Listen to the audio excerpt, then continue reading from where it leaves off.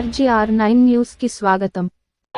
MLA Sai Prasad Reddy గారు చేస్తున్నటువంటి బియ్యం స్మగ్లింగ్ గురించి, పేదలకు అందాల్సినటువంటి బియ్యాన్ని ప్రైవేటు గోడౌన్లో పెట్టి ఉచితంగా ఇచ్చే నరేంద్ర మోదీ, ఇది రాష్ట్ర ప్రభుత్వం ఇచ్చేది ఏమీ లేదు, కేవలం కేంద్ర ప్రభుత్వం నరేంద్ర మోదీ గారు ప్రతి ఇంటికి పంపించేటువంటి బియ్యం ఇది.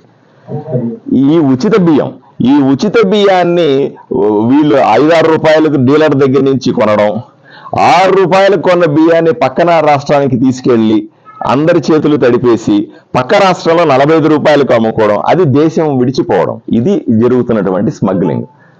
మెల్లిమెల్లిగా ఇక్కడున్న బియ్యం ఓడరేవులకు చేరి ఓడల ద్వారా పక్క దేశాలకు, పేద దేశాలకు వెళ్తుంది అన్నది మనకు అందరికీ 20 కుటుంబాలున్నా, 100 కుటుంబాలున్నా, 1000 కుటుంబాలు, అందరూ కూడా నాకు ముఖ్యమే. అందరూ బాగుంటేనే ఆదోని బాగుంటుంది. అందరూ ఏ ఒక్క 100 మంది కష్టపడినా నేను ఒప్పుకోను.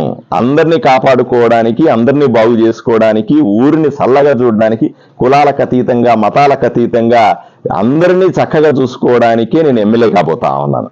ఈ ఒక్క విషయాన్ని అందరికీ తెలియజేస్తూ సాయి ప్రసాద్ రెడ్డి గారికి హెచ్చరిక చేస్తా ఉన్నా. ఇకనైనా సరే బియ్యం స్మగ్లింగ్ మానుకో, ఇది మంచి పద్ధతి కాదు. ఇప్పటికే 100,000 కోట్లు సంపాదించామని ఊర్లో అందరూ చెప్పుకుంటా ఉన్నారు. ఇంకా ఆపు, తిన్నది చాలు, కడుపు పట్టదు, పగిలిపోతుంది, కక్కేసే. ఇంకైనా సరే ఇప్పటికైనా ఆపి చెంపలేసుకొని పేదలకు అందాల్సిన డబ్బుల్ని, బియ్యాన్ని స్మగ్లింగ్ చేయకుండా ఆపేసి వాళ్ళకి అందేలాగా చూడు. అలాగే 100 కుటుంబాల్లో ఒక వర్గంలో ఒక ప్రాబ్లంలో ఉన్నారు, ఇంకొన్ని వందల కుటుంబాలు ఎన్నో ప్రాబ్లమ్స్కి, అన్నింటికీ కారకుడు నువ్వే. వీళ్ళు స్పష్టంగా చెప్తారు, మా సమస్యను కనీసం పట్టించుకోకుండా మమ్మల్ని రోడ్డు మీద పడేసింది ఎమ్మెల్యే అని స్పష్టంగా చెప్తా ఉన్నారు.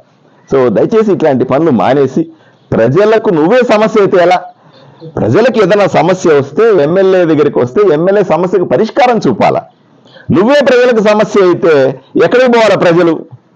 ఇంత హింసకుడుగా నువ్వు ఉండకూడదని చెప్పి, అయ్యా ఇప్పటికైనా సరే ఈ పనులన్నీ మానేసుకో, ఇవన్నీ మానేసుకుని నువ్వు బాగా ఉండాలని కోరుకుంటాను నేను.